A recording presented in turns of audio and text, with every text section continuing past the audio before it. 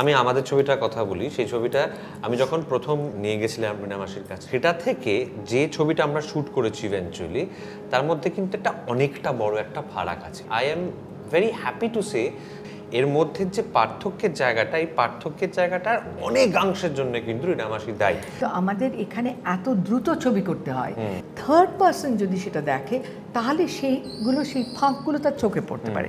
আসলে আমার যেটা মনে হয়েছিল যে তোর গল্পের মধ্যে, তোর স্ক্রিপ্টের মধ্যে যে সম্ভাবনাটা ছিল, কিন্তু সেগুলো কতগুলো মানে সুন্দর প্রলেপের তলায় চাপা পড়ে যাচ্ছে।